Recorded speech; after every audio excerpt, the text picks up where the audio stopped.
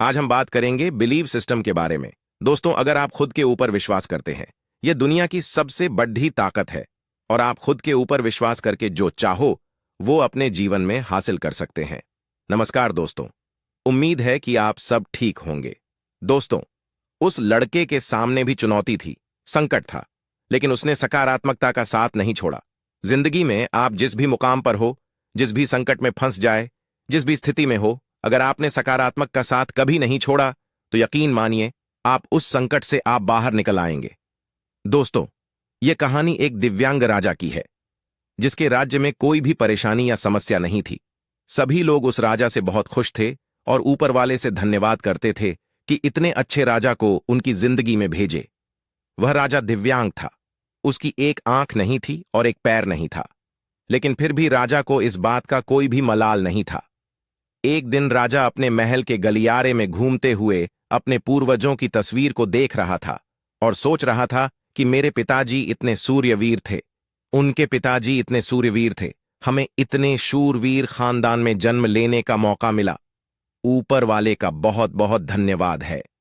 राजा ने सभी चित्र को देखते हुए आखिरी चित्र तक पहुंचा और फिर उस खाली जगह को देखा तो वह चिंता में पड़ गया, क्योंकि उसे यह मालूम था कि अब यहां जो तस्वीर लगेगी वह उसी की लगेगी। लेकिन राजा को इस बात की चिंता नहीं थी कि वह मर जाएगा। चिंता इस बात की थी कि वहां जो पेंटिंग लगेगी वह कैसी लगेगी। राजा का एक आंख और एक पैर न होने की वजह से वह चिंता में था। राजा का एक आंख और एक पैर न होने की वजह से वह चिंता में पड़ गया और सोचने लगा कि इस गलियारे में इतनी शानदार पेंटिंग लगी है, लेकिन मेरी एक आंख और एक पैर ना होने की वजह से मेरी तस्वीर सबसे खराब लगेगी और भद्दी दिखेगी। राजा ने सोचा कि मेरे मरने के बाद पता नहीं कैसी पेंटिंग बनेगी और क्यों ना मैं अपने जीते जी ही एक शानदार पेंटिंग बनवाऊं, ताकि मुझे सुकून मिल जाए कि यहां मेरी अच्छी पेंटिंग लगेगी। अब उस राज्य में ऐलान करवा दिया गया और सभी पेंटर को बुलाया गया और कहा गया कि जो भी पेंटर राजा का शानदार पेंटिंग बनाएगा उसे शानदार इनाम मिलेगा। अब सभी पेंटर राज्य में आए। उन सभी पेंटर को पता था कि अगर शानदार पेंटिंग बनेगा तो शानदार इनाम मिलेगा, लेकिन जिस राजा का एक आंख नहीं है, एक पैर नहीं है, उसका शानदार पेंटिंग कैसे बनेगा? पेंटर सोच रहे थे कि इनाम का तो पता नहीं, लेकिन अगर शानदार पेंटिंग नहीं बनी और राजा गुस्सा हो गया तो सजा जरूर मिलेगी, इसलिए बड़े बड़े चित्रकार भी आगे नहीं आए। तभी उसमें से एक लड़का बोला, राजा साहब, मैं आपकी पेंटिंग बनाना चाहता हूं, मुझे 24 घंटे का वक्त दीजिए। अब सभी बड़े बड़े पेंटर हैरान हो गए कि यह लड़का क्या पेंटिंग बनाएगा, और अगर राजा को पेंटिंग पसंद नहीं आई तो इसे सजा जरूर मिलेगी। राजा बोला, ठीक है, आप बना करके आइए। अगले दिन वह लड़का तस्वीर बनाकर लाने वाला था और दरबार पूरी तरह से भर चुका था। लोग दूर दूर से यह देखने के लिए आए थे कि वह लड़का कैसा पेंटिंग बनाएगा। अब लड़का जब उस राजा की पेंटिंग बनाकर लाया तो लोग आश्चर्यचकित रह गए। सब लोग जोर जोर से तालियां बजाने लगे, सीटी बजाने लगे, और जब राजा ने उस पेंटिंग को देखा तो वह खुश हो गया और बोला कि वाह, इससे अच्छी पेंटिंग तो इस पूरे गलियारे में नहीं है। राजा ने उस लड़के को बहुत सारा इनाम दिया। अब आप सोच रहे होंगे कि उस राजा की क्या पेंटिंग बनी होगी जिसकी एक आंख नहीं है और एक पैर नहीं है। कैसा पेंटिंग बना होगा? और उस तस्वीर में लड़के ने राजा को एक घोड़े पर सवार किया था। एक साइड से उस राजा का एक पैर दिखा रहा था और राजा तीरंदाजी करते हुए निशाना लगा रहा था, और निशाना लगाते वक्त एक आंख बंद हो जाती है, और उस लड़के ने उस राजा की वही आंख बंद की थी जो राजा के पास नहीं थी। इस तरह से उस लड़के ने राजा को निशाना लगाते हुए घोड़े के ऊपर सवार दिखाया, जिससे एक आंख बंद और एक ही पैर दिखाया, और इतना शानदार पेंटिंग बनाया था कि वह अब तक की सबसे सर्वश्रेष्ठ पेंटिंग थी। उस लड़के के सामने भी चुनौती थी, संकट था, लेकिन उसने सकारात्मक का साथ नहीं छोड़ा।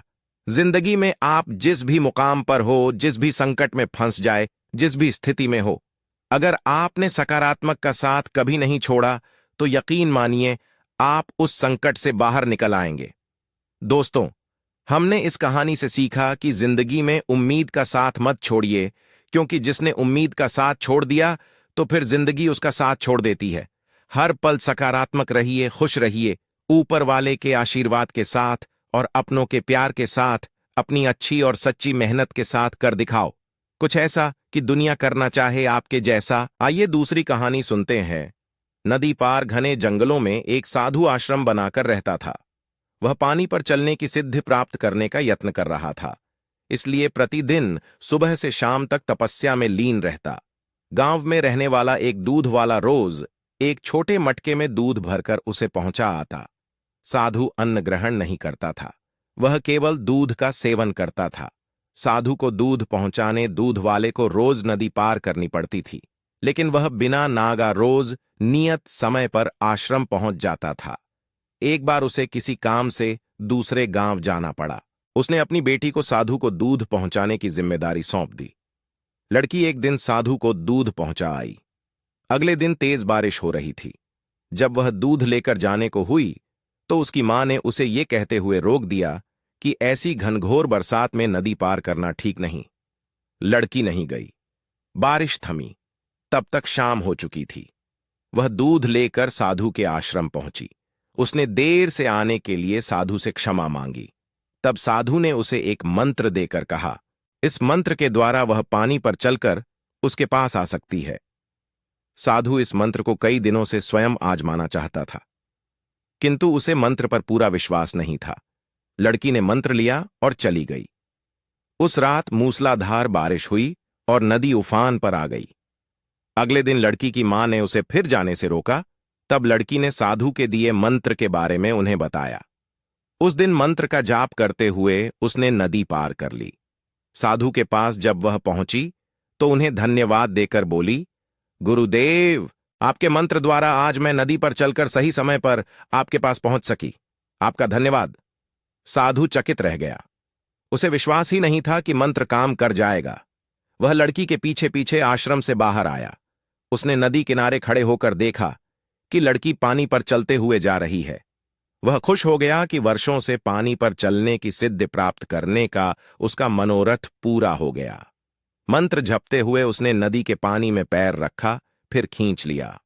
उसे पानी में उतरते डर लगा कि यदि मंत्र ने काम न किया तो क्या होगा। लेकिन जब उसने लड़की को नदी के पार सही सलामत पहुंचे देखा तो डरते डरते किसी प्रकार नदी के पानी में उतर गया। लेकिन थोड़ी ही देर में वह डूब गया। ऐसा क्यों हुआ? इसका कारण है विश्वास। साधु को इस बात का विश्वास ही नहीं था कि वह पानी पर चल सकेगा। वहीं लड़की को पूरा विश्वास था।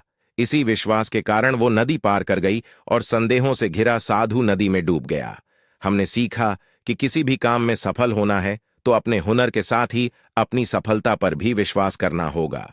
जिसे अपनी सफलता पर भरोसा ही नहीं, न वह पूरी लगन के साथ काम कर पाएगा, न पूरी मेहनत से। ऐसे में वह सफल कैसे होगा? इसलिए विश्वास की शक्ति का महत्व कम ना आंकें। यह विश्वास की शक्ति ही है कि लोगों ने ऊंचे ऊंचे पर्वत हिला डाले। खुद पर विश्वास रखें। अगर ये कहानियां आपको पसंद आई हो तो वीडियो को लाइक करें और चैनल को सब्सक्राइब करें।